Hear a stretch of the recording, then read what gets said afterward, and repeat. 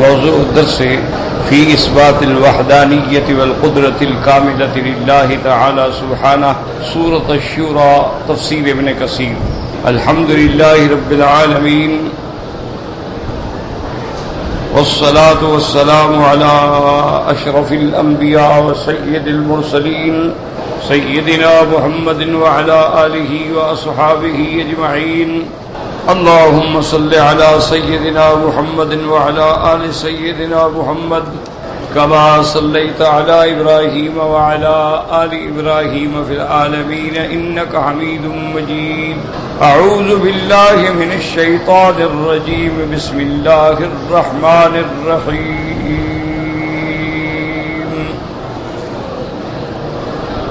ومن آياته الجوار في البحر كالأعلام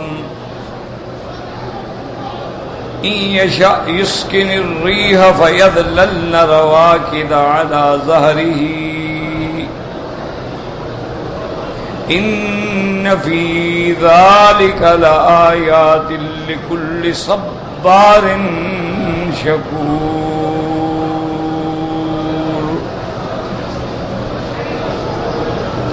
أو يوبقهن بما كسبوا ويعفو عن كثير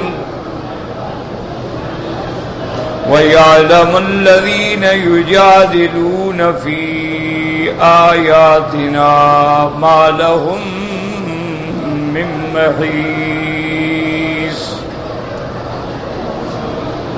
فما أوتيتم من شيء فمتاع الحياة الدنيا وما عند الله خير وأبقى للذين آمنوا وعلى ربهم يتوكلون۔ والذين يجتنبون كبائر الإثم والفواحش وإذا ما غضبوا هم يغفرون۔ والذين استجابوا لربهم وأقاموا الصلاة وأمرهم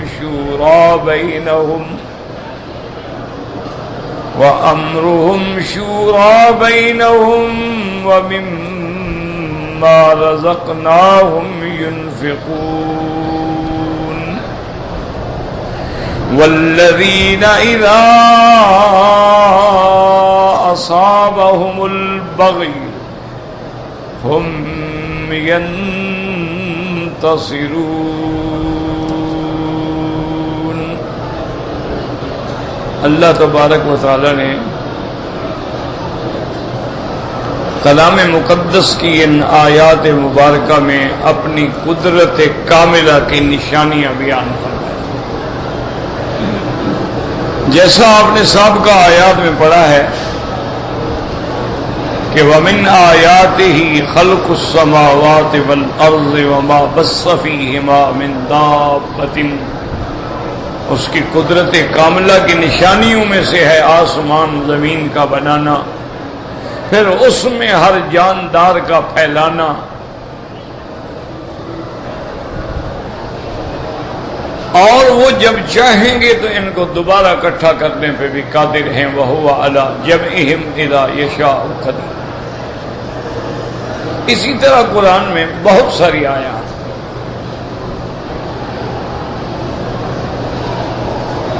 وَمِنْ آيَاتِهِ أَنْ خَلَقَ لَكُم مِّنْ أَنفُسِكُمْ أَزْوَاجًا لِتَسْكُنُوا إِلَيْهَا وَجَعَلَ بَيْنَكُم مَّوَدَّةً وَرَحْمَةً۔ اللہ فرماتے ہیں اس کی کمال قدرت میں سے، نشانیوں میں سے ہے کہ اللہ نے تمہاری جنس میں سے تمہارے لیے جوڑا بنایا، تمہارے لیے بیویاں بنائیں۔ کیوں؟ تاکہ تم سکون حاصل کر سکو اور تمہارے درمیان میں محبت بھی ہو اور رحمت بھی ہو۔ تو من آیات اسی طرح فرماتی ہیں وَمِنْ آيَاتِهِ خَلْقُ السَّمَاوَاتِ وَالْأَرْضِ وَاخْتِلَافُ أَلْسِنَتِكُمْ وَأَلْوَانِكُمْ، یہ بھی اللہ کی نشانیوں میں سے ہے آسمانوں اور زمینوں کا بنانا۔ پھر اللہ تبارک و تعالی نے تمہاری زبانوں میں اختلاف اور رنگوں کا اختلاف، کہ دیکھیں کہ سب انسان ہیں لیکن ہر ملک کا ہر علاقے کا رنگ الگ ہے، زبان الگ ہے، لہن الگ ہے، لہجہ الگ۔ اب صرف عرب ممالک کو دیکھ لیں تو حجاز کی زبان جو ہے عربی الگ ہے، اگر کوئی شامی عربی بول رہا ہو وہ الگ ہے، عراقی بول رہا ہو وہ الگ ہے، الجزائر کا بندہ بول رہا ہو الگ ہے، ہر زبان سب عرب ہے۔ اسی طرح پھر دنیا میں کتنی زبانیں ہیں کہ انسان ایک ہے۔ اچھا، بولنے والی جو چیز ہے، جو آلت تکلم ہے، وہ بھی ایک ہے، سب کے پاس زبان ہی ہے، لیکن لغات مختلف، الحان مختلف ہیں۔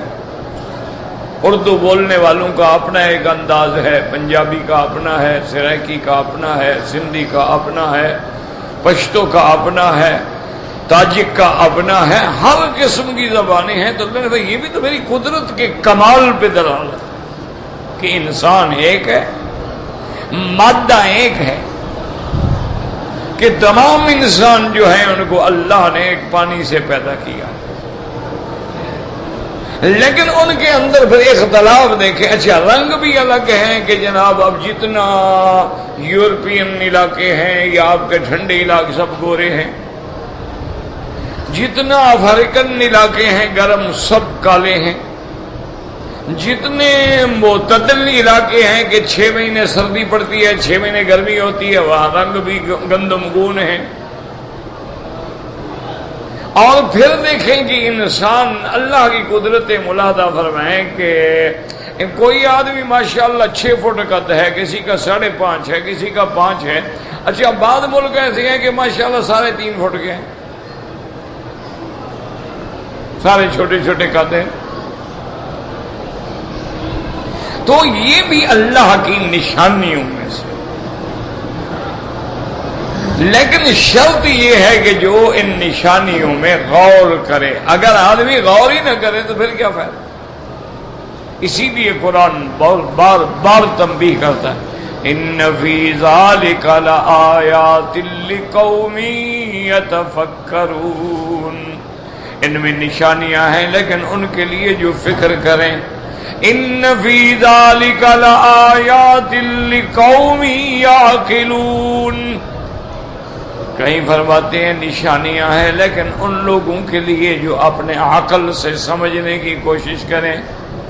اسی طرح فرماتے ہیں ان فی ذالک لآیات لأولی النہی، کہیں فرماتے ہیں ان فی ذالک لآیات لقوم یذکرون، کہ نشانیاں تو ہیں لیکن شرط یہ ہے کہ تم جانوروں کی زندگی نہ گزارو، انسان بنو کہ زمین پہ چلتے ہو، آسمان کے نیچے رہتے ہو، اس کی ہوا، اس کا پانی، اس کی نعمتوں سے متمتع ہوتے ہو، نفع اٹھاتے ہو، پھر بھی تم خالق کو نہ پہچانو تو اتنا بڑا جاہل کون ہے؟ اسی لیے علماء کا اتفاق ہے کہ توحید کا عقیدہ تو فطرت انسانی میں داخل ہے۔ کیا معنی؟ ایک بچہ پیدا ہو، آپ اس کو پہاڑ کی چوٹی کی کسی غار میں چھوڑ دیں، اللہ تبارک و تعالی انتظام کر دیں کہ کوئی ہرنی، کوئی بکری اس کو دودھ پلاتی رہے اور بچہ آہستہ آہستہ بڑا ہو جائے، تو وہ توحید خود سمجھ لے گا، چاہے اس کو کوئی نہ بھی ملے، پہاڑ دیکھے گا، آسمان دیکھے گا، زمین دیکھے گا، اس کے دماغ میں لازم آ جائے گا کہ ان سارے کارخانے کے کوئی بنانے والا ہے۔ اسی لیے میں نے پہلے بھی عرض کیا تھا کہ ایک دفعہ مفسر امام المعقول جو ہیں غازی، جن کی تفسیر کبیر ہے، بڑے عالم ہیں، بڑا ان کو اللہ نے علم دیا ہے، ذکا دیا ہے، فرمانے لگے کہ ایک دن اتفاق سے میرے دل میں یہ بات آتی رہتی تھی کہ بھئی میں تو قرآن پاک الحمدللہ مطالعہ کرتا ہوں، آیات ہیں، احادیث ہیں، دلائل ہیں، لیکن ایک دیہاتی آدمی ہے کہ جاہل آدمی بیچارہ کیسے توحید کو سمجھے گا؟ جس نے کبھی قرآن ہی نہیں پڑھا، قرآن ان کو آتا ہی نہیں، اس نے کبھی نماز ہی نہیں پڑھی، تو اس کو اللہ کی توحید کیسے سمجھ آئے گی؟ فرماتی اتفاق سے میں دیہات میں سفر کر رہا تھا، میں نے دیکھا ایک بوڑھی خاتون بیٹھی ہے، چرخے پہ بیچاری اپنے دھاگا بنا رہی ہے، میں جا کے سلام کیا، بیٹھ گیا، بڑے محبت سے میں نے پوچھا کہ اماں جان آپ مسلمان؟ نے کہا ہاں بیٹا اللہ کا شکر ہے میں مسلمان ہوں۔ میں نے کہا اماں جان آپ کا یہ عقیدہ ہے کہ خدا ہے؟ میں نے کہا بیٹا میں مسلمان ہوں، میں مانتی ہوں خدا ہے۔ میں نے کہا بی بی پھر تمہارے پاس اس بات کی دلیل کیا ہے کہ خدا ہے؟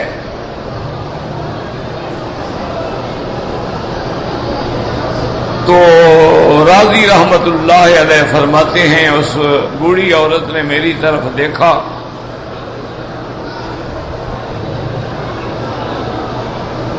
اور دیکھنے کے بعد اس نے کہا کہ بیٹا میں تو دیہات کی جاہل عورت ہوں، کچھ نہیں پڑھا ہے، یہ چرخہ دیکھ رہے ہو نا، اسی کو دیکھ کے میں نے سمجھا ہے کہ خدا ہے۔ مجھے کوئی مولوی نہیں ملا، عالم نہیں ملا، بس یہ چرخہ ہے نا، اس کو دیکھنے کے بعد میرے یقین ہے کہ اللہ ہے۔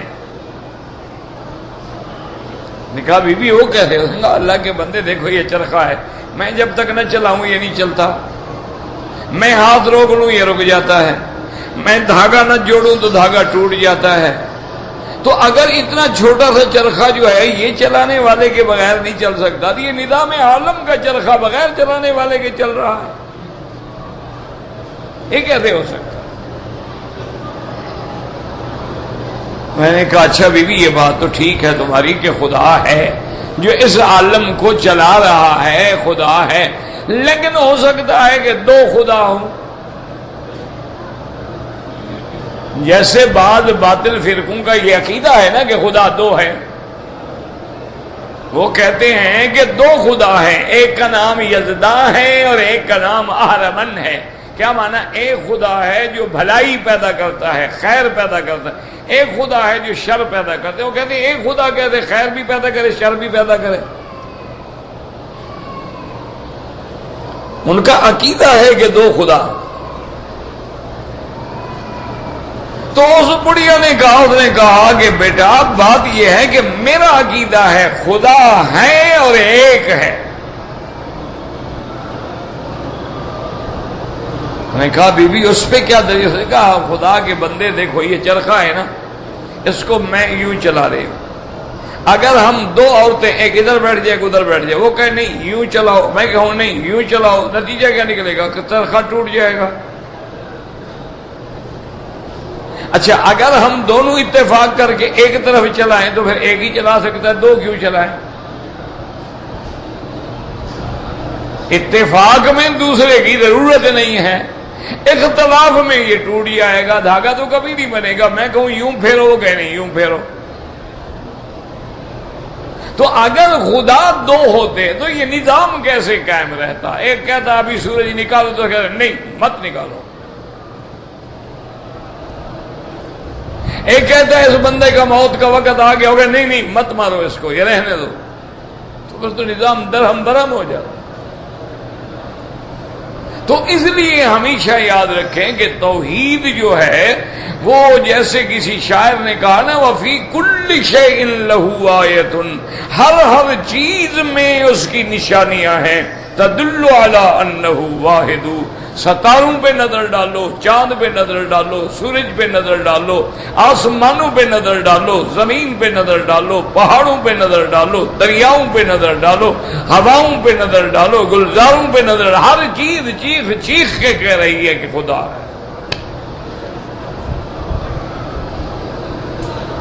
ہاں ایک یہ الگ بات ہے کہ تم انسان سے جانور بن جاؤ، کہ جیسے جانور کھاتا ہے پیتا ہے بچے بھی جنتا ہے، اس میں قوت بھی تم سے زیادہ ہے، قوت ہاضمہ بھی تم سے زیادہ ہے، تم تو 1 کلو بھی نہیں کھا سکتے تو 20 کلو گھاس کھا کے ہضم کر جاتا ہے، اولادیں بھی تم سے زیادہ جنتا ہے، اس کے بعد قوت شہوانیہ بھی تم سے زیادہ ہے، لیکن اس کے باوجود اس میں قوت ملکیہ نہیں ہے، قوت عقلیہ نہیں ہے، وہ غور و فکر نہیں کر سکتا ہے۔ تو اگر تمہاری زندگی بھی ایسے گزر رہی ہے، نہ خدا ہے، نہ نماز ہے، نہ روزہ ہے، نہ حج ہے، نہ زکوٰۃ ہے، تو معلوم یہ ہوا کہ اولئک کالانعام بل ھم اضل۔ اللہ فرماتا ہے یہ کافر جو ہیں تو جانور ہے، بلکہ جانوروں سے بھی گئے گزرے، کیونکہ جانور بھی اپنے چرانے والے کی آواز پہ جہاں ہو واپس آ جاتا ہے۔ جانور سب سے خسیس جو ہے وہ کتا ہے، لیکن وہ بھی اپنے مالک کا دروازہ نہیں چھوڑتا ہے، مالک ڈانٹتا ہے، کبھی مار دیتا ہے، لیکن پھر بھی وہ دروازے پہ پڑا ہے اور مالک کی حفاظت کا ہر ممکن زور لگاتا ہے، اور اگر کبھی وہ کتا پاگل بھی ہو جائے مالک کو نہیں کاٹتا۔ تو اللہ فرماتا ہے کہ پھر کتے میں بھی اتنی وفاداری ہے، اور جس مالک نے تمہیں پیدا کیا تمہیں اس کا کوئی احساس ہی نہیں، تم تو پھر کتے سے بھی بدتر ہونا۔ اسی لیے قرآن کہتا ہے کہ اولئک کالانعام بل ھم اضل اولئک ھم الغافلون۔ اللہ نے فرمایا یہ جو غافل ہیں، جن کو کبھی میری قدرت کی نشانیوں میں غور کرنے کا موقع نہیں ملتا، ورنہ اگر غور کریں تو ہر چیز اپنی صداقت کی دلیل ہے، ہر چیز اس کی وحدانیت کی دلیل ہے، ہر چیز اس کی الوہیت کی دلیل ہے، اور ہر چیز اس کی خالقیت کی دلیل ہے۔ اس لیے قرآن بار بار چیلنج کرتا ہے اَأَنْتُمْ تَخْلُقُونَهُ ام نحن الخالقون۔ اللہ فرماتا ہے کیا ان چیزوں کو تم پیدا کرنے والے ہو کہ ہم پیدا کرنے والے ہیں؟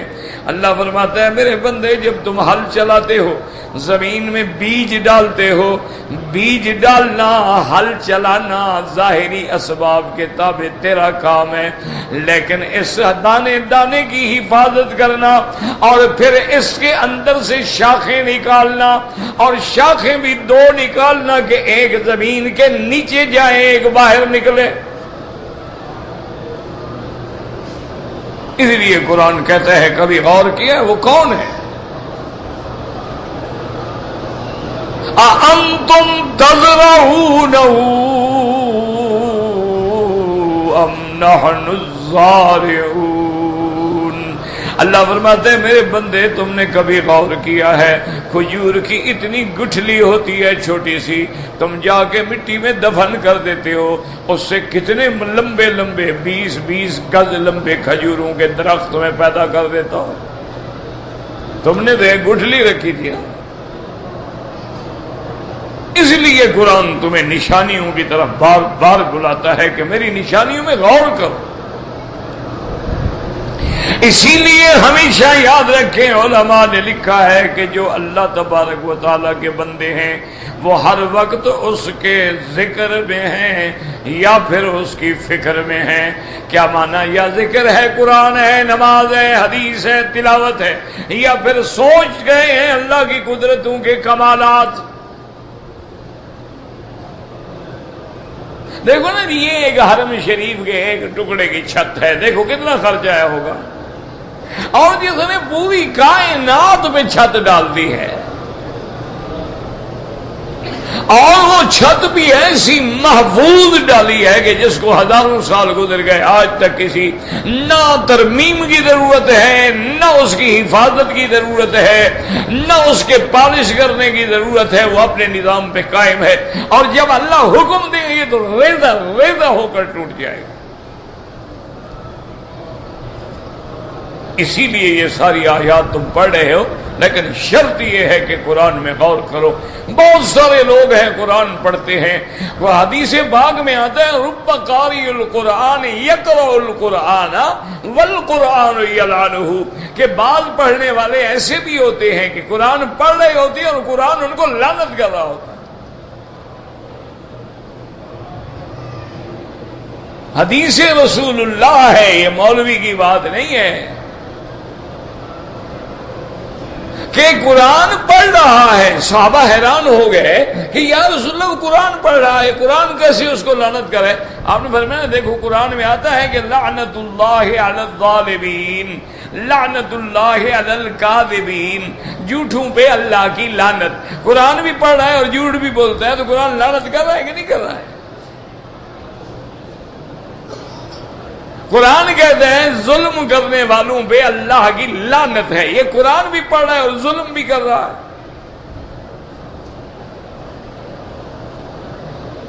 کتنے تمہارے ملک میں وڈیرے ہیں, جاگیردار ہیں, سرمایہ دار ہیں, کتنے بڑے لوگ ہیں, کبھی کبھی قرآن بھی پڑھ لیتے ہیں, لیکن رعایا پہ ظلم ہے, غریبوں پہ ظلم ہے, ہاریوں پہ ظلم ہے, مزدوروں پہ ظلم ہے.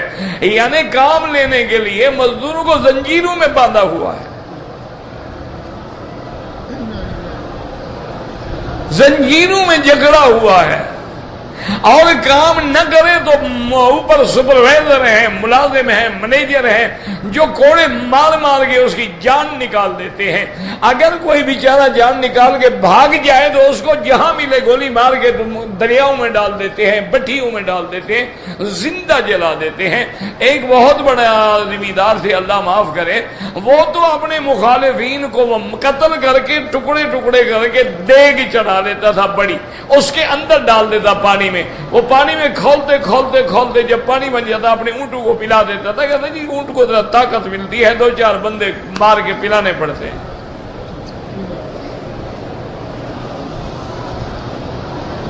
کتے رکھے ہوئے ہیں, بندوں میں کتے چھوڑ دیتے ہیں, کتوں کو ریچھوں سے لڑاتے ہیں. یہ کیا ہے؟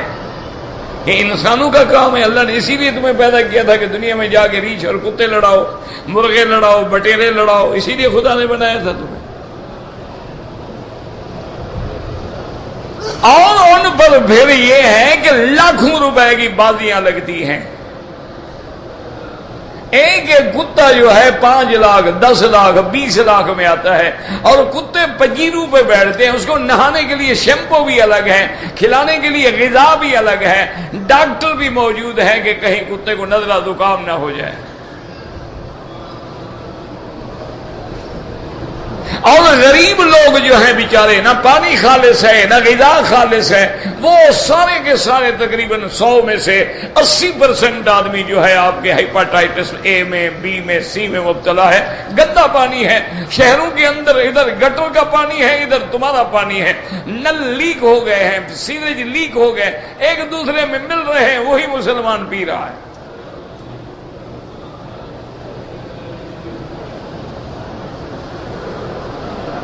اس لیے خدا کے قرآن کو پڑھنا ہے. یاد رکھو وہ حضرت قاضی احسان مرحوم تھے, اللہ ان کی قبر پہ رحمتیں فرمائے, شوج آباد کے تھے. حضرت شاہ جی رحمت اللہ علیہ کے بڑے ساتھی بھی تھے, غلام بھی تھے. تو وہ کہتے تھے کہ بیٹا بات یہ ہے کہ ایمان ہو تو ابو بکر کا ہو, اور کفر ہو تو پھر ابو جہل کا ہو. یہ درمیان والا ایمان اللہ کو قبول نہیں ہے کہ آدھا بٹیر آدھا تیتر. وہ کہتے ہیں نہیں مومن بننا ہے تو بن. یہ کوئی ایمان نہیں ہے کہ کعبے پہ کھڑے ہو تو یا رب البیت اللتی کاتک رکابنا و رکاب آبائنا, اور مزار پہ کھڑے ہو تو یا غوث العظم, یا شیخ معین الدین اجمیری, یا داتا. یہ منافق ہے, مسلمان ہے. جہاں جاؤ اسی کو پکار رہے ہو. کبھی نبی کو پکارتے ہو, کبھی ولی کو پکارتے ہو, کبھی خدا کو بھی پکارتے ہو. کوئی بہت زیادہ سمجھدار ہے تو وہ یہ کہہ دیتا ہے کہ جی اصل بات تو یہ ہے جی سب کچھ کرنے والا تو خدا ہے مولوی صاحب، ہم بھی مسلمان ہیں، ہم بھی کلمہ پڑھتے ہیں، ہم بھی توحید پہ ایمان ہے، سب کچھ خدا کرتا ہے، لیکن دیکھو نا جناب کسی بلڈنگ پہ جانا ہو تو سیڑھیوں کی تو ضرورت ہوتی ہے نا، کسی بادشاہ کے پاس جانا ہو تو کوئی نہ کوئی وزیر، کوئی نہ کوئی مشیر، کوئی نہ کوئی سفارشی تو چاہیے ہوتا ہے نا، تو ہم بھی تو ویسے ان کو اللہ کے لیے سیڑھیاں بنا رہے ہیں نا۔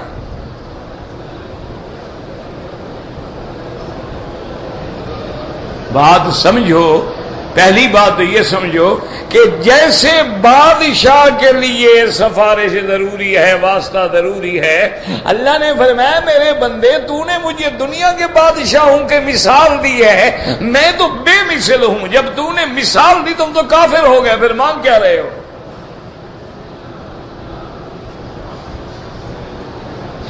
کیوں؟ اس کی ذات کیا ہے؟ لیس کمثلہ شیء، اس کی تو کوئی مثال ہی، کیسے مثال دے رہے ہو؟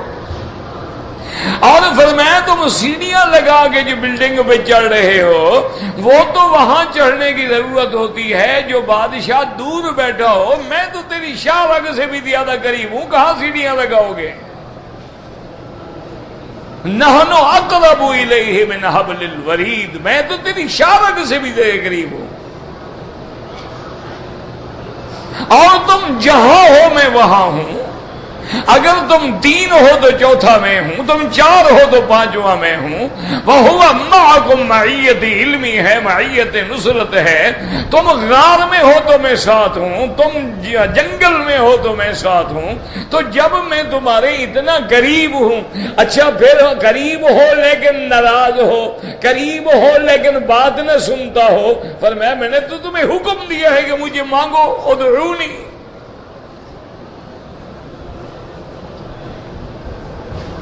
تو اس لیے خدا کے لیے اگر دنیا میں رہتے ہو، مسلمان بننا ہے، عمرہ کرنا ہے، صحیح معنی میں عمرہ کرو، کتابیں پڑھو، علماء سے سیکھو، عمرہ کرنے سے پہلے مکمل تیاری کرو کہ احرام کیا ہے، کہاں باندھنا ہے، میں نے لبیک کیسے پڑھنی ہے، میں نے مکے میں پہنچنے کے بعد طواف کرنا ہے، طواف میں نے کہاں سے شروع کرنا ہے، طواف میں نے کیا پڑھنا ہے، طواف کے بعد 2 رکعت واجب الطواف میں نے کہاں پڑھنی ہے، صفا کیسے، ہر چیز کو ایک چھوٹی سی کتاب عمرے کی لے لو، اس کو بار بار پڑھو، جو سمجھنا ہے نشانی لگا لو، عالم کے بعد جا کے سمجھ لو، عمرہ کرنا ہے تو انسانوں کی طرح کرو، سنت محمد مصطفیٰ کی طرح کرو۔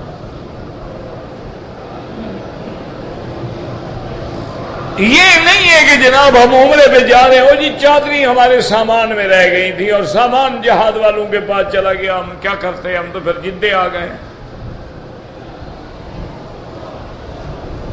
یعنی جو کام تم کرنے آ رہے تھے وہ چادریں تم نے سامان میں ڈال دی تھی۔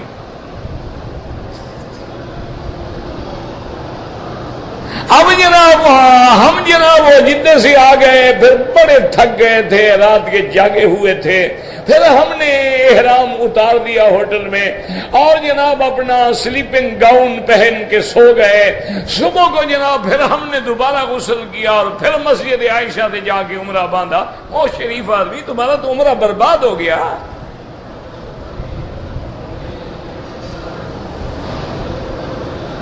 وہ جو تم میقات سے احرام باندھ کے آئے تھے اس کو تم نے باطل کر دیا۔ اس لیے ہمیشہ یاد رکھو، نماز پڑھو تو نماز سیکھو۔ یہ جو اللہ اکبر اللہ اکبر اللہ اکبر اللہ اکبر، یہ بالکل نماز نہیں ہوتی، میں اللہ کے کعبے میں بیٹھ کے آپ کو کہہ رہا ہوں۔ حضور کے سامنے ایک صحابی نے جلدی جلدی نماز پڑھی، آ کے حضور کو سلام کیا، آپ نے فرمایا ارجع فصلی فانک لم تصلی، لوٹ جاؤ پھر نماز پڑھو، تم نے نماز نہیں پڑھی۔ وہ بیچارہ گیا پھر نماز پڑھی، نماز پڑھ کے پھر آ گیا، اب نے فرمایا ارجع فصلی فانک لم تصلی، جاؤ پھر پڑھو، تم نے نماز نہیں پڑھی۔ وہ تیسرے دفعہ گیا، آخر چوتھے دفعہ اس نے عرض کیا حضور میں تو ساری زندگی اسی طرح پڑھتا ہوں، آپ نے فرمایا تو نماز پڑھی ہی نہیں تم نے۔ نے فرمایا اللہ کے بندے جب رکوع میں جاتے ہو تو آرام سے رکوع کرو، تمہاری ہڈی سیدھی ہو جائے، اور کم از کم 3 دفعہ سبحان ربی العظیم، سبحان ربی العظیم، سبحان ربی العظیم، کم از کم 3 دفعہ، ورنہ 7 دفعہ، 9 دفعہ، 11 دفعہ، 21 دفعہ بھی کہہ سکتے ہو۔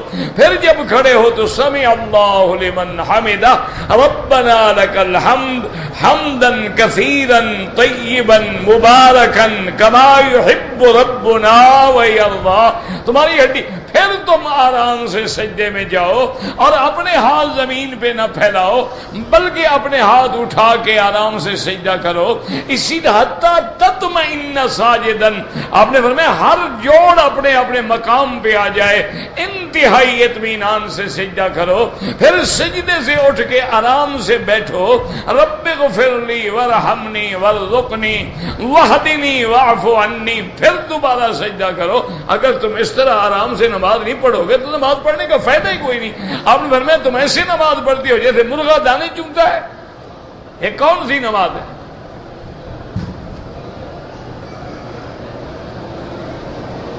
آپ نے دیکھا ہوگا کہ لوگ صبح کو آئیں گے نا جی، جماعت کھڑی ہے تو جی 2 رکعت سنت رہ جائے گی، جلدی جلدی اللہ اکبر 2 رکعت، یعنی امام ابھی سورت فاتحہ ختم کرے گا، یہ 2 رکعتیں پڑھ کے آگے اللہ اکبر، نماز میں مل گیا۔ اس نے فاتحہ نہیں پڑھی، اس نے 2 رکعتیں پڑھ لی، یہ نہ پڑھنے کے برابر ہے، دھیلے کا بھی فائدہ نہیں۔ اور جو لوگوں کے دماغ میں ایک بات بیٹھ گئی ہے، لاکھ سمجھاؤ نہیں مانیں گے۔ ابھی آپ عشاء کے بعد دیکھ لینا، ساری نماز کھڑی ہو کے پڑھیں گے، نفل پڑھنے کے لیے بیٹھ جائیں گے۔ کیوں بھائی؟ کوئی حکم ہے کہ نفل بیٹھ کے پڑھو؟ اجر القائد نصف اجر القائم، اگر بیٹھ کے پڑھو گے تمہارا ثواب آدھا ہو جائے گا۔ بغیر عذر کے بیٹھ کے نماز پڑھنا کہاں لکھا ہوا ہے؟ جب ساری نماز تم نے کھڑے ہو کے پڑھی ہے تو یہ 2 رکعت کیوں بیٹھ کے پڑھ رہے ہو؟ بات کہہ دیتے ہیں حضور نے ساری زندگی کھڑے ہو کے نماز پڑھی ہے، آخری عمر میں لما بدن رسول اللہ صلی اللہ علیہ وسلم، جب سرکار دو عالم کا وزن بھاری ہو گیا اور نماز میں کھڑے کھڑے پاؤں پہ ورم آ جاتی تھی تو پھر حضور کبھی بیٹھ جاتے تھے۔ یہ تھوڑا ہے کہ عشاء کے بعد ساری نمازیں کھڑے ہو کے پڑھو، عشاء کے بعد والی 2 رکعتیں لازم بیٹھ کے پڑھنی۔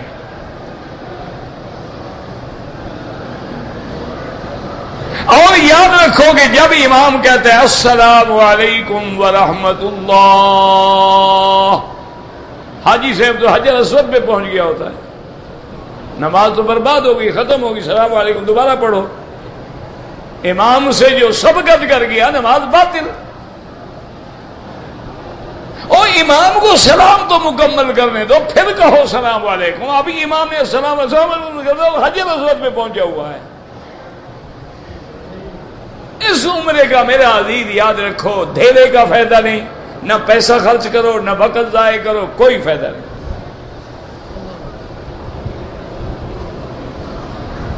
ایسی نماز پڑھنے کا کوئی فائدہ نہیں۔ اور یاد رکھے ہمارے جتنے بندے، اکثر میرے بھائی میرے بزرگ جو ہیں، وہ جب نماز پڑھتے ہیں غیر مغضوب علیہم الضالین، بالکل نماز نہیں ہوتی۔ دنیا کے کسی مفتی سے جا کے پوچھ لو، جب تک والضالین اس کی پوری مت نہ کرو نماز ہوتی ہی نہیں۔ روزانہ امام کے پیچھے نماز پڑھے، نہیں سنتے ہو کتنا کھینچتے ہیں والضالین کو؟ اور ہمارے والضالین کون سی نماز ہے یہ؟ رکوع میں یہ کون سی تسبیح ہے؟ پتھر مار رہے ہو، کیا کر رہے؟ نماز ہے۔ یہی وجہ ہے کہ آج تک ہماری نماز نہیں بنی۔ اگر ہماری نماز صحیح معنی میں نماز بن جائے تو گناہ ہو نہیں سکتا. ان الصلاۃ تنہی عن الفحشاء والمنکر، نماز ہر بڑے گناہ سے اور منکر سے روکنے والی ہے. جب نماز ہی نہیں بنی تو کیا روکے؟ حاجی صاحب عمرے پہ آئے، او جی گزارش یہ ہے مولویوں کی باتیں نہ سنو، اللہ میاں قبول فرمائے گا. تم کعبے کے بجائے ادھر نماز پڑھتے رہو، اللہ میاں قبول فرمائے. وہ لعنت بھیجے گا تم پہ، قبول کیوں فرمائے گا؟ او جی اللہ بڑا کریم ہے، اللہ بڑا کریم ہے تو قہار نہیں ہے، جبار نہیں ہے، منتقم نہیں ہے، عزیز نہیں ہے، غالب نہیں ہے، سریع الحساب نہیں ہے. یہ کہاں لکھا ہوا ہے کہ تم نافرمانی کرو کہو اللہ بڑا مہربان ہے؟ زنا کرتے رہو جی اللہ بڑا کریم ہے، شراب پیتے رہو جی اللہ بخشنے والا ہے، پکڑنے والا نہیں ہے. ایک بلی کے وجہ سے حضور نے فرمایا میں نے دیکھا ایک عورت جہنم کی آگ میں جل رہی ہے. میں نے پوچھا جبریل کیا جرم کیا؟ اس نے کہا یا رسول اللہ سے ایک بلی کو باندھ دیا، اس کو چھوڑا نہیں کہ وہ بیچاری جا کے کہیں پانی پیتی غذا کھا لیتی، وہ وہی مر گئی، اللہ نے اس کی وجہ سے اس کو جہنم میں ڈال دیا ہے. تم بندے مار ڈالو تمہیں کچھ نہیں ہوگا.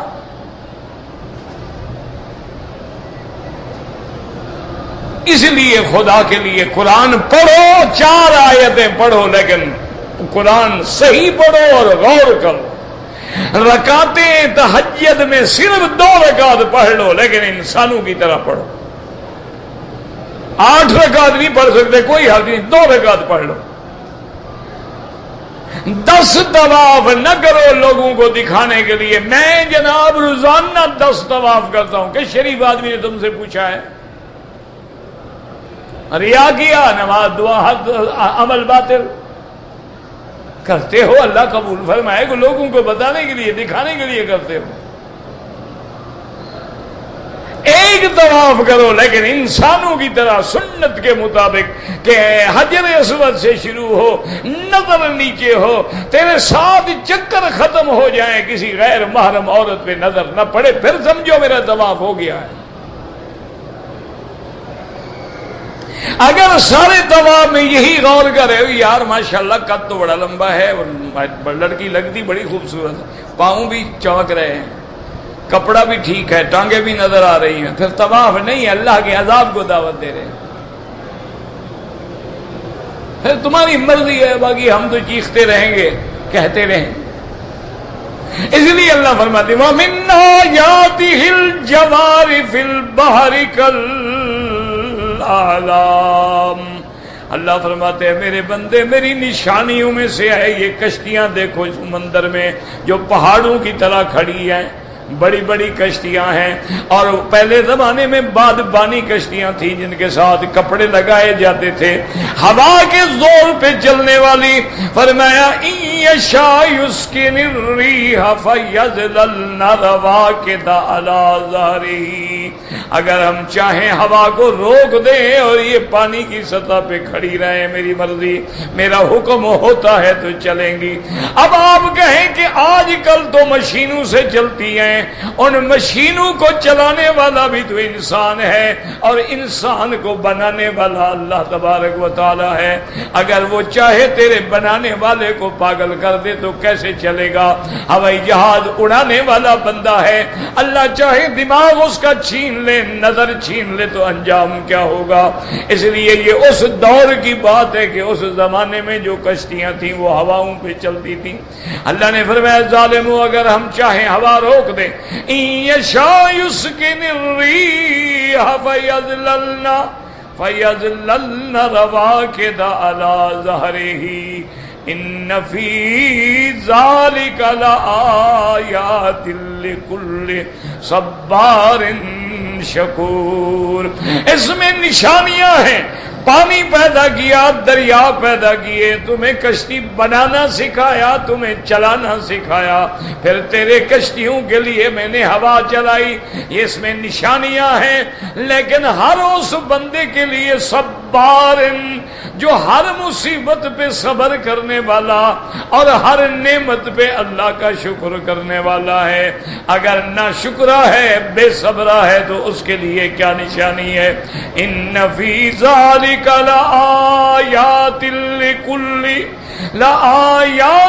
لکل صبار شکور او یوبکہن بما کسبوا، یا ہم ہوا بھیج کے تمہیں ہلاک کر ڈالے بسبب تیرے گناہوں کے۔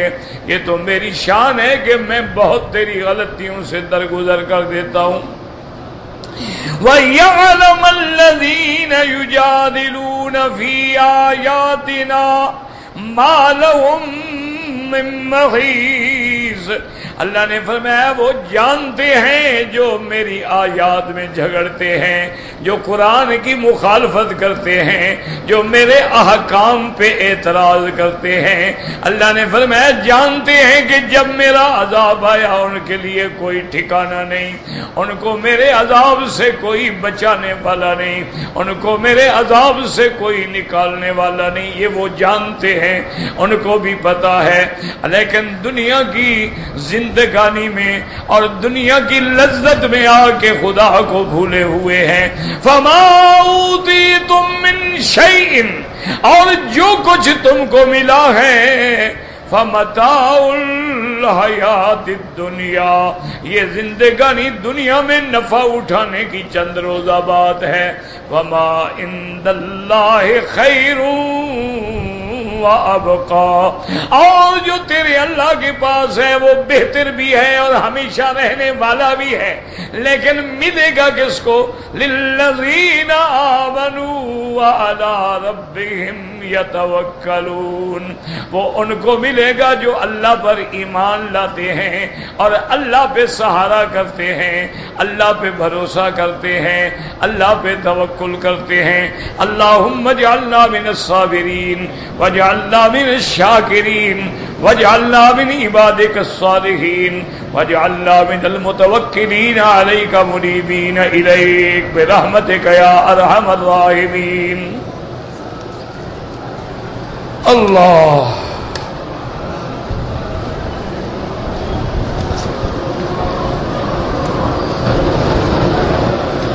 نمازی کے آگے گزرنا بہت بڑا گناہ ہے۔ حضور نے فرمایا یعنی کوئی 40 سال انتظار کر لے لیکن نہ گزرے، مجبوراً حرم میں گزرنا پڑے، سجدے کی جگہ سے آگے گزرو۔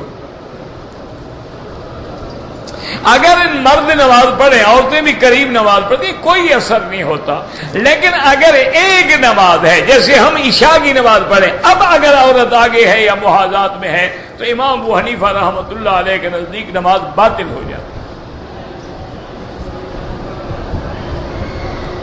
عورتیں نماز جنازہ اگر مسجد میں موجود ہیں تو پڑھ سکتی ہیں، جنازہ پڑھنے کے لیے گھر سے آنا منع ہے۔ یہ معنی نہیں کہ اگر حرم میں بیٹھی ہو پھر بھی نماز نہ پڑھے۔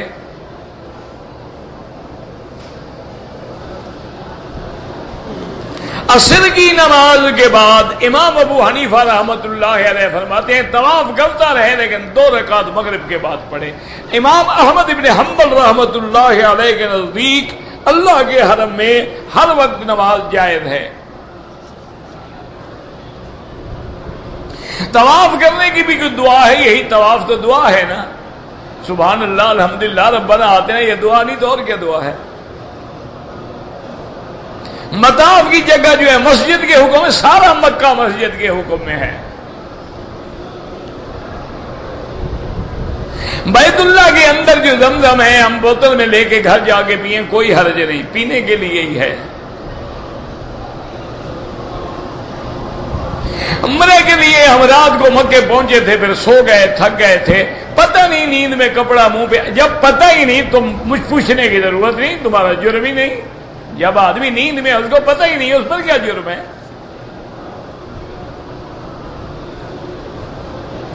میں نے عمرے کے احرام کے بعد جوتی پہنی ہوئی تھی جس سے پاؤں چھپا ہے، تھوڑی دیر کے لیے کچھ بھی نہیں ہوتا۔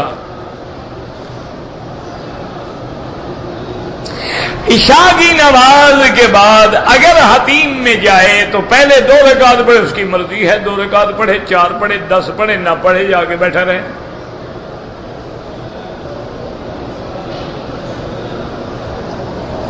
اللہ کسے ڈرتا ہے اللہ ہدایت دیتا ہے، اللہ کے لیے خروج کرتا ہے، پتہ نہیں کیا خروج کرتا ہے۔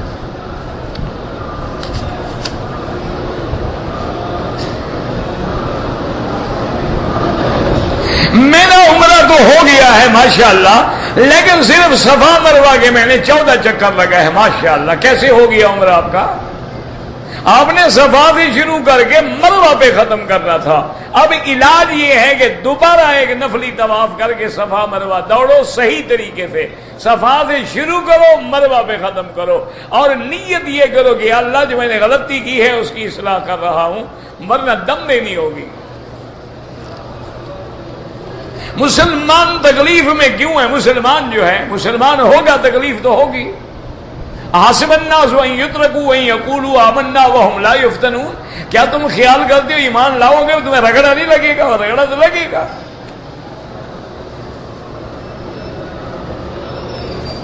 جو لوگ بھی فوت ہو گئے اللہ سب کی رحمت فرمائے۔ بھائی اگر 4 لڑکے ہیں، مثال ایک لڑکا تمہارا دیندار ہے، خدمت گزار ہے، اس کو تم اپنی جائیداد میں سے کچھ زیادہ دینا چاہتے ہو، حرام ہے۔ سب اولاد کو برابر دو، اچھا ہے برا ہے کوئی بھی ہو، دینا ہے تو سب کو برابر دو۔ ایک لڑکے کو زیادہ دینا کہ جی وہ میری خدمت زیادہ کرتا ہے، بالکل ناجائز۔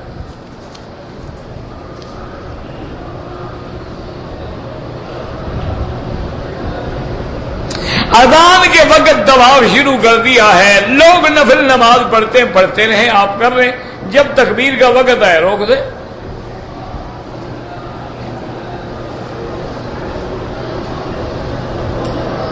کہتے جی کہ حجر اسود کے سامنے جو لائن تھی وہ بھی تمہاری وجہ سے ختم کر دی گئی ہے۔ ہر آدمی ڈھونڈتا رہتا تھا لائن کہاں ہے، لائن کہاں ہے، لائن کہاں ہے، ساری پیچھے لائنیں رک جاتی تھی۔ اب انہوں نے کعبۃ اللہ کے اسی کنارے پہ 3 سنہری پٹے لگا دیے کہ اس کے سامنے سے کھڑے ہو کے بسم اللہ اللہ اکبر۔ استلام کے وقت کوئی دعا نہیں، بس بسم اللہ اللہ اکبر وللہ الحمد۔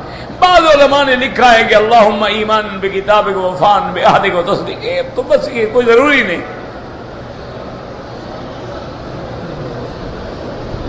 وَلَوْ أَنَّهُمْ إِذْ ظَلَمُوا أَنفُسَهُمْ، یہ حضور کی زندگی میں آیت نازل ہوئی ہے اور اسی وقت زندگی میں حکم تھا، ورنہ جب بی بی عائشہ اور حضرت علی کا جھگڑا تھا تو حضور کے پاس جا کے فیصلہ کرا لیتے۔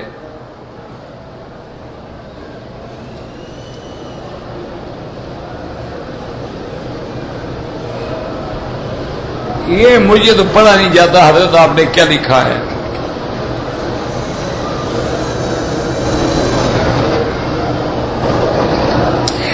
تین عورتیں اور ایک مرد آئے تھے احرام میں، دوران طواف عورتیں گم ہو گئیں۔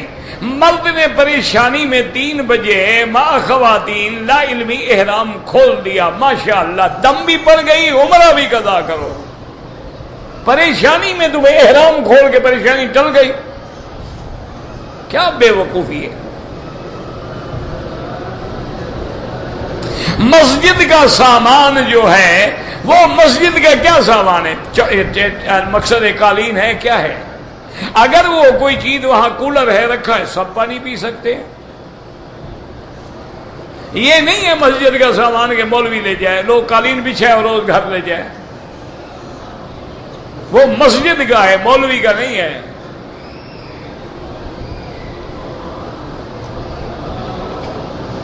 ہم جہاں انڈیا میں رہتے ہیں وہاں ہندو بہت زیادہ ہیں، ہم اگر ان کو دین کی دعوت دیں گے تو فساد ہو جاتا ہے۔ آپ اپنے عمل سے دین کی دعوت دیں۔ کیا معنی؟ ہم سائے سے بہتر سلوک کریں چاہے وہ ہندو ہو، صحیح معنوں میں نماز پڑھیں، غریب سے ہمدردی کریں، بیمار ہو جائے عیادت کریں، اپنا عمل سے ان کے دل میں اثر ڈالیں گے۔ اسلام کی یہ دعوت ہے۔ استخارہ کیسے کیا جاتا ہے؟ 2 رکعت نماز پڑھ کے دعا استخارہ پڑھ لو، نیت لکھی ہوئی ملتی ہے لے لو۔ گھر میں عورتیں مہندی کب لگا سکتی ہیں؟ ہمیشہ لگائیں. عورت کے لیے مہندی لگانا ضروری ہے.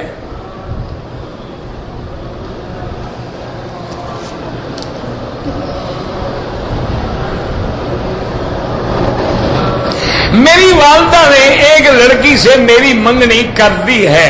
میری والدہ راضی ہے, دوسرے بہن بھائی راضی نہیں. اصل بات بتاؤ, تم راضی ہو گے نہیں؟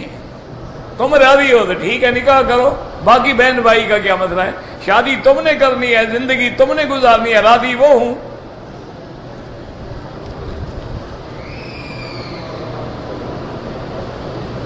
سلام کا رواج حرم میں نہیں ہے, بالکل ہے, تمہارے پاس نہیں ہوگا. عرب تو بغیر سلام کے بات ہی نہیں کرتا.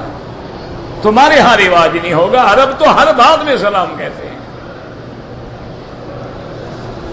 نمازی کے آگے گزرنا پڑے تو سجدے کی جگہ سے دور گزرے. ربنا من قدم لنا, یعنی جن لوگوں کی وجہ سے ہم جہنم میں آئے ہیں, وزدہ عذابا من النار, اللہ ان کو اور زیادہ عذاب دے کہ بڑے بڑے لوگوں نے ہمیں گمراہ کیا. میرے بچوں کے امتحان ہیں, اللہ ہر کسی کے بچوں کو صالح بنائے, اور جن کی بھی جو پریشانی ہے اللہ دور فرمائے اور حاجتیں پوری فرمائے. میں روزانہ شیو کرتا ہوں, کیا میں گناہ کروں؟ نہیں جناب, آپ کو 2 نفل روز کا ثواب مل رہا ہے. یعنی 1400 سال گزر گئے, تمہیں یہ پتہ نہیں ہے کہ داڑھی منڈانا حرام ہے اور گناہ کبیرہ کا مرتکب ہو. پہلی دفعہ منڈائے تو صغیرہ ہے, دوبارہ جب بھی منڈائے گا وہ گناہ کبیرہ ہے, اور بار بار منڈائے گا فاسق بھی ہے, فاجر بھی ہے. اور اس میں کسی کے نزدیک جھگڑا نہیں, حنفی شافعی مالکی حنبلی دیوبندی بریلوی سب کے نزدیک وہ فاسق فاجر ہے. اسی لیے حکم ہے کہ داڑھی منڈا امام نہیں بن سکتا, مؤذن نہیں بن سکتا.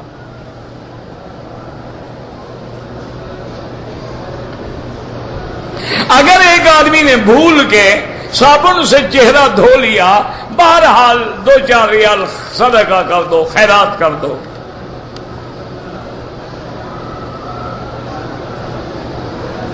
بہرحال اگر ایک عورت احرام میں ہے لیکن اس کو اپنے ایام حیض آ گئے, وہ بالکل اپنے ہوٹل میں بیٹھی رہے, کوئی خوشبو کوئی صابن وابن استعمال نہ کرے, اور جب پاک ہو جائے سادہ پانی سے غسل کر کے عمرہ پورا کرے. اگر ہم جدے اپنے کسی کام کے لیے یا دوستوں کے پاس جاتے ہیں, جدے سے احرام باندھنا کوئی ضروری نہیں.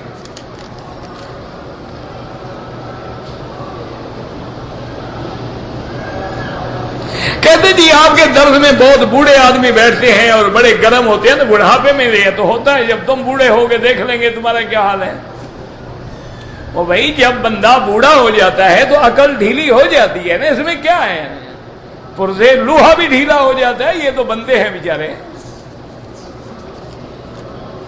من نعمرہ ننکسہ فی الخلق, جوں جوں بندہ بڑا ہوتا جاتا ہے اخلاق عادات پھر بچوں کی طرح ہوتے جاتے ہیں. مسواک وضو کرنے سے پہلے کریں, بالکل وضو کریں, جب آپ کرتے ہیں مسواک کریں پھر وضو کریں. ہم عمرے کے لیے آئے ہیں, سنتیں نہ پڑھیں نہ پڑھو, کوئی گناہ نہیں, لیکن ثواب تو نہیں ملے گا نا. یہ 8 دن کے لیے آ گئے ہو, اگر پڑھو گے سنتیں بھی پڑھو, نفل بھی پڑھو, نہ پڑھو گناہ نہیں, پڑھو گے تو اجر تو ملے گا نا. تو کیوں اپنی لاکھوں کا ثواب ضائع کر کے گھر جاؤ.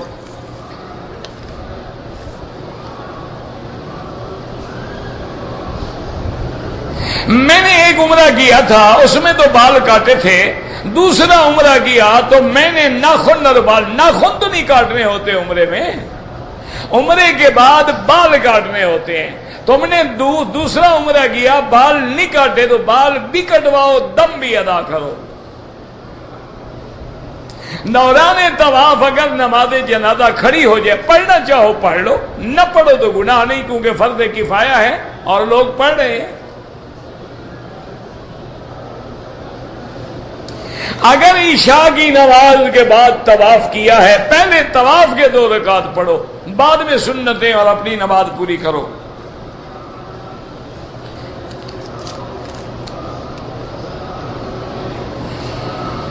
جو لوگ تھوڑے تھوڑے ٹک لگاتے ہیں بالوں کو دم پڑ جاتا ہے، اس طرح پھرواؤ یا سارے سر کے بال کٹواؤ۔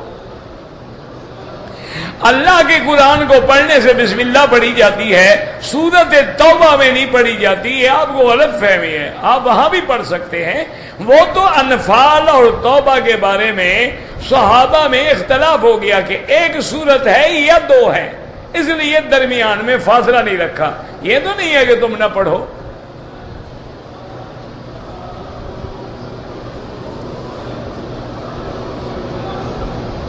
بہرحال اگر ایک عورت گولیاں کھا کے حیض روک رہی ہے، خون بند ہے، ٹھیک ہے، اگر خون جاری ہو جائے پھر نماز نہیں پڑھ سکتی ہے۔ اگر لیکوریا ہے، لیکوریا الگ چیز ہے، حیض الگ چیز ہے، وہ عورتیں جانتی ہیں۔ میں نے اپنی بیوی کو ایک دفعہ چھوڑنے کا بولا ہے، طلاق ہو گئی؟ ہاں جناب ہو گئی، لیکن آپ رجوع کر سکتے ہیں، رجوع کر لو فوراً، ایک طلاق کے بعد رجوع ہو سکتا ہے۔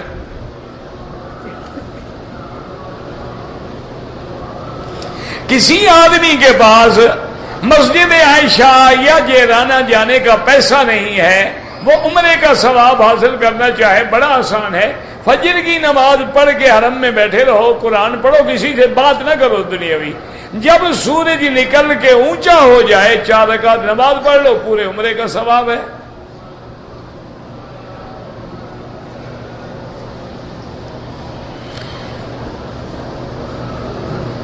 انسان کو اللہ اپنی رحمت سے داخل کریں گے، نیکی سے نہیں۔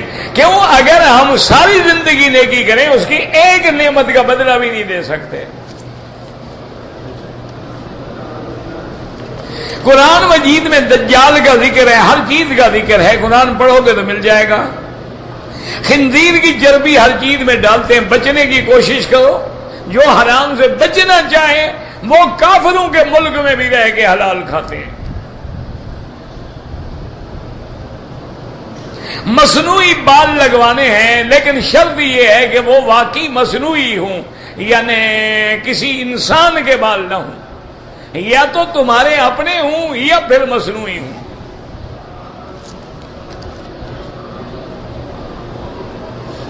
عمرے کے طواف میں طواف کے بعد فوراً صفا کریں۔ ہاں افضل یہی ہے کہ طواف ختم کر کے صفا کریں، لیکن اگر تھک گئے، بیٹھ گئے، 2 گھنٹے ریسٹ کر لیا پھر گئے، کوئی حرج نہیں۔ طواف کے 4 چکر کر لیے تھے، نماز کھڑی ہو گئی، نماز مکمل کریں، پھر جہاں سے چھوڑا ہے باقی چکر پورے کریں۔ اگر ایک عورت نے عمرہ کیا ہے، طواف کر لیا، صفا مروہ دوڑ لی، تو کیا وہ اپنے بال اپنے ہاتھ سے کاٹ سکتی ہے؟ بالکل کاٹ سکتی ہے۔ رکن یمانی پہ حضور نے ہاتھ لگایا، سنت ہے، اور وہاں اللہ کے فرشتے ہیں، جب بندہ کہتا ہے وہاں بسم اللہ اللہ اکبر اللہم انی اسألک العفو والعافیہ ربنا آتنا، تو فرشتے کہتے ہیں اللہ اس بندے کی دعا قبول فرما۔ یار اس سے بڑی کوئی اہمیت ہے کہ جہاں حضور نے ہاتھ لگایا ہو؟ یہ تو وہی سوال ہے، میں نے بتا دیا۔ عورتوں کو سجدہ مردوں کی طرح کرنا چاہیے۔ افضل یہ ہے کہ ٹانگیں ایک طرف نکال کے، جتنا وہ زمین کے زیادہ قریب ہوگی زیادہ ثواب ہوگا۔ کتا وفادار ہے لیکن رکھنے کے لیے منع کیا گیا، اس لیے کہ نجس بھی تو ہے نا، پلید بھی تو ہے نا، ضرورت کے لیے، پہرے کے لیے، جانوروں کی حفاظت کے لیے رکھ سکتے ہو۔ یہ تو مانا نہیں ہوتا کہ جو وفادار ہو اس کو حلال بھی کر لیا جائے۔